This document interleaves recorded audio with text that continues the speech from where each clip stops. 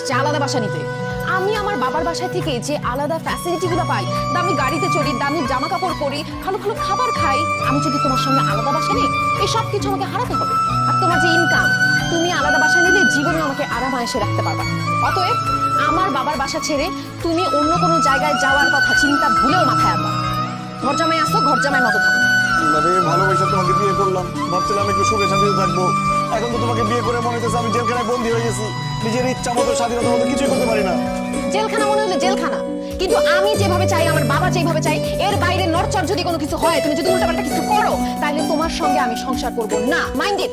ভালো ছিলাম, ভালোবেসে বড়লোকের মেয়েকে বিয়ে করে কোন বিপদে পড়লাম, সব উল্টাপাল্টা হয়ে গেছে। আসসালামু আলাইকুম। আলাইকুম। তোমাকে তো আমি বলছি ঘরের মধ্যে তুমি লুঙ্গি পরবে না, তুমি লুঙ্গি পরে খেতে আসতে কেন? কারণ আব্বা, লুঙ্গি বাংলাদেশের ঐতিহ্যবাহী পোশাক। লুঙ্গি পরে বসতে আরাম, লুঙ্গি পরে হাঁটতে আরাম, লুঙ্গি পরে শুইতে আরাম, লুঙ্গি পরে খাইতে আরাম, সেই জন্য আমি লুঙ্গি পরি। কিন্তু আব্বা, এই যে আপনি সকালেও প্যান্ট পরেন, বিকালেও প্যান্ট পরেন, খাইতে বসলেও প্যান্ট পরেন, ঘুমাইতে গেলেও প্যান্ট পরেন, আপনার বাতাস যদি কি হতো? চুপ থাকো, আনস্মার্ট আনকালচার দিও ভূত। আমার কোথা থেকে বাতাস ঢুকবে সেটা নিয়ে তোমার চিন্তা করতে হবে না। আমাদের পুরো বাড়িতে এসি লাগানো আছে, আমরা সবসময় ঠান্ডাই থাকি। এই লুঙ্গি পরলে তোমাকে গরিব লাগে, আর আমার আশেপাশে গরিব মানুষ দেখলেই আমার মেজাজ গরম হয়ে যায়। খবরদার, তুমি লুঙ্গি পরবে না। আর তুমি আমার মতো সুন্দর পোশাক আশাক পরবে, তাতে তোমাকে স্মার্ট লাগবে। কিছু মনে করবেন না আম্মা, আপনি এই বয়সে যেরকম সাজগোজার মেকআপ মেরে থাকেন, আপনাকে দেখতে কিন্তু স্মার্ট লাগে না। আপনাকে দেখতে মনে হয় স্টার জলসার কুটনি শাশুড়ি। তুমি আমাকে কুটনি বলছো? তুমি আমাকে দেখতে কুটনি লাগে? তুমি আমার মেয়ের জামাই, না হলে তোমার সব কয়টা দাঁত ফালাই দিতাম আমি। দেখলি তোর জামাই কত বড় সাহস, সবার সামনে বলে আমাকে কুটনি শাশুড়ির মতো লাগে। আর তুইও খেয়ে দিয়ে কোনো কাজ পেলি না। ঢাকা শহরে কত সুন্দর সুন্দর স্মার্ট ছেলে থাকবে, তুই গ্রাম থেকে একটা ক্যাব ছেলেকে বিয়ে করে ফেললি। মা কি করবো বলো, ভার্সিটিতে খুব ভালো স্টুডেন্ট ছিল, আমি প্রেম করতে চাইছিলাম, কিন্তু যখন প্রেমের প্রস্তাব দিছি সে বলছে না আমি ডিরেক্ট বিয়ে করবো। তুমি বিয়ে করে ফেলছো, তখন কি আমি জানি সে এরকম খ্যাপ? বিয়ে যখন করেছিস তখন এটাকে আধুনিক বানায়, স্মার্ট বানায়। এই জিনিসকে নিয়ে তো কোথাও গেলে মান সম্মান কিছু থাকবে না। ঠিকই বলছো আম্মু। যাও লুঙ্গি চেঞ্জ করে পাউডার করে আসো। আরে না দুলা ভাই, আপু দুলা ভাই যেহেতু লুঙ্গি পরতে কমফোর্টেবল, সে পড়ুক না, তাকে কিন্তু লুঙ্গিটা ভালোই লাগে। ভাই আপনি বসেন তো নাস্তা করেন। ধন্যবাদ মারিয়া, একমাত্র তুমিই আমাকে বুঝো। অতিরিক্ত বড় লোক হয়ে কি যে বিপদে পড়লাম, কলাটাও হাত দিয়ে ছিলে খেতে পারি না। Same here, what to do? এই তুমি হাত দিয়ে খাচ্ছ কেন? কি নোংরা! আব্বা, হাত দিয়ে খাওয়ার যে মজা, যে তৃপ্তি, আমি দিয়ে খাইলে জীবনে পাবে না সেই মজা তৃপ্তি।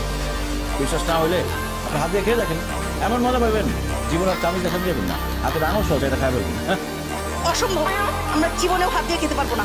হাত দিয়ে খেলে আমাদের হাত নোংরা হয়ে যাবে। আম্মা, হাত দিয়ে খাইলে হাত জীবনে নোংরা হবে না। আল্লাহ হাত বানাইছে কিসের জন্য?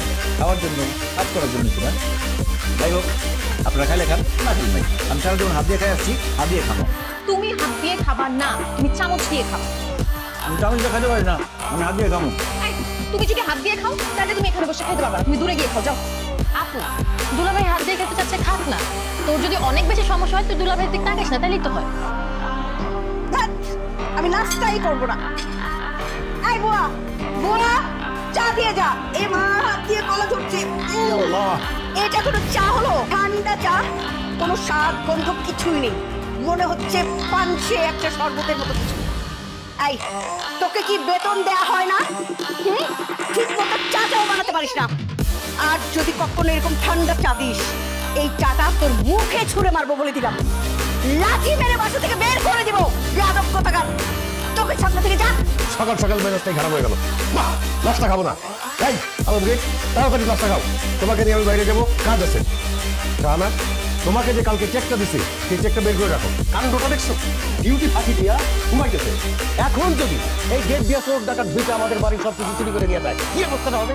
তার একটা উচিত শিক্ষা দিতে হবে। থাপড়ে গালের দাঁত ফেলায় মশাব। আব্বা, মুরব্বী মানুষ, গায়ে হাত তোলার দরকার নেই, বুঝে বলুন। তুমি চুপ করো। যেমন কুকুর তেমন মুগুর দিতে পারে।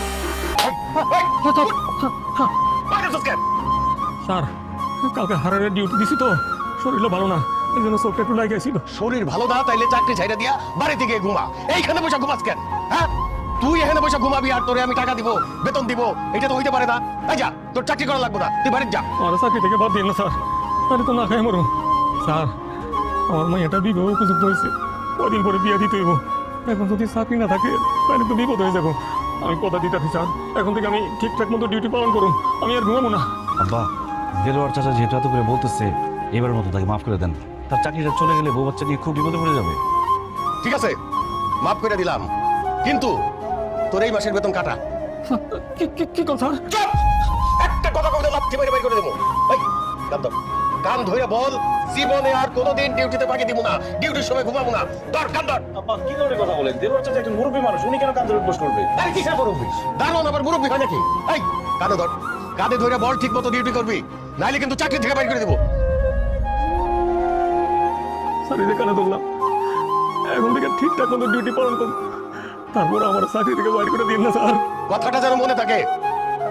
ওরে, এই সব কারণে আবার লেট হয়ে গেল। শোনো আলমগীর, এইখানে 1 কোটি টাকার একটা চেক আছে, ব্যাংকে গিয়ে টাকাটা ক্যাশ করে তাড়াতাড়ি অফিসে আসবা। ওই যে হারুন এন্টারপ্রাইজের একটা বিল দিতে হবে আর লোকজনের বেতন দিতে হবে। দেরি করো না, আমি গেলাম। আমি এখন কোথায়? তুমি এখন হসপিটালে। আল্লাহর কাছে লাখ লাখ শুক্রিয়া, তুমি ঠিকঠাক আছো। Thank you Maria. আপনি কোথায়? তোমার বউ কোথায়? আমি তোমার বউ, এই যে এখানে দাঁড়ায় আছি। কি বলো, তুমি আমার বউকে যাবে? তুমি তো আমার শালি মারিয়া। কি বলতেছো এটা দুলা ভাই? আমি নাকি শালি? দুলা ভাই কি বলতেছেন আপনি? এই তো আমার বউ চলে আসছে। দুলা ভাই, আমি আপনার বউ না, আমি আপনার শালি। খবরদার, একদম সরল করবে না। তুমি আমার শালি হবা কেন? তুমি আমার বউ মারি। আমার পাশে দাঁড়িয়ে আছে, সে শালি। না, আলমগীর এগুলো কি বলতেছে? বউকে বলতেছে শালি, শালিকে বলতেছে বউ। আপু, ঘটনা কি? ঘটনা তো আমিও বুঝতেছি না রে মা। জামাই, কি হয়েছে তোমার? কি ব্যাপার দেলোয়ার চাচা? আপনি আমাকে জামাই বলছেন কেন? দেলোয়ার চাচা মানে? জামাই, তুমি কাকে দেলোয়ার চাচা বলতেছো? আপনাকেই বলতেছি, কারণ আপনি আমার শ্বশুর বাড়ির গেটের দারোয়ান, দেলোয়ার চাচা। জামাই, তুমি ভুল করতেছো। আমি তোমার দেলোয়ার চাচা না, আমি তোমার শ্বশুর ওয়াসিম বাসা। খবরদার, দারোয়ান হয়ে শ্বশুর সাজার চেষ্টা করবেন, শ্বশুর না। আপনি আমার শ্বশুর বাড়ির দারোয়ান, দেলোয়ার চাচা। জামাই, তুমি কি আমাদের সঙ্গে মজা করতেছো? আপনাদের সাথে আমি কেন মজা করবো জুলেখা চাচি? তুমি আমাকে জুলেখা চাচি বলছো কেন? কারণ আপনি আমার শ্বশুর বাড়ির কাজের মহিলা, জুলেখা চাচি। আমি জুলেখা চাচি না, আমি তোমার শাশুড়ি শাহানা। এখন তো মনে হচ্ছে আপনারাই আমার সাথে মজা করতেছেন চাচি। জামাই বাবাজি এখন কেমন আছে? এই তো আমার শ্বশুর শাশুড়ি চলে আসছে। কেমন আছেন আপনারা? হোয়াট? তুমি এদেরকে কেন শ্বশুর শাশুড়ি বলতেছো? আরে এটা তো আমাদের জুলেখা বুয়া আর দারোয়ান। চিচি মারিয়া, তোমার লজ্জা করে না? বাবা মাকে তুমি দারোয়ান আর কাজের বাবু বলছো? এরা আমার শ্বশুর শাশুড়ি। সরি বলো তাদেরকে, সরি বলো মারিয়া। হায় আল্লাহ, আমাকে আবার মারিয়া বলতেছে। Doctor, doctor! তোমার পেশেন্টের সামনে এভাবে চিৎকার করছেন কেন? আরে আমার জামাইকে সব উল্টাপাল্টা বলতেছে। আমাকে বলতেছে আমি বউ, আমাকে বলতেছে আমি নাকি শালি। আমি শালি আর আমাকে বলতেছে বউ।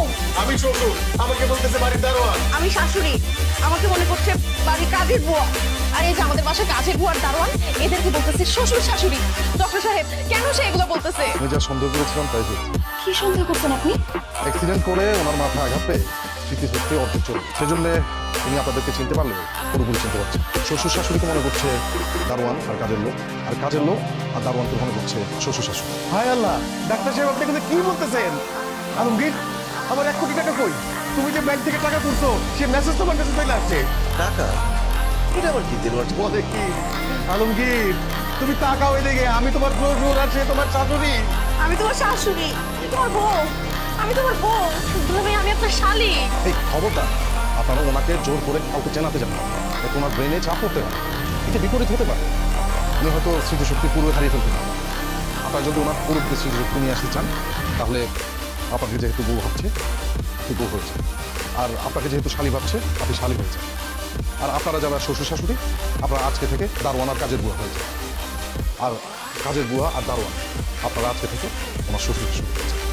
এতে করে ওনার পুরোপুরি স্মৃতিশক্তি চলে আসতে পারে, তা না হলে ওনার স্মৃতিশক্তি পুরোপুরি চলে যাবে। হায় হায়, বলে কি? আমার স্মৃতিশক্তি যদি আর জীবনের জন্য চলে যায়, আমার 1 কোটি টাকা তো শেষ। আমি কি করবো? আমি বুঝতে পারছি না। তুমি কেন গেছিলে?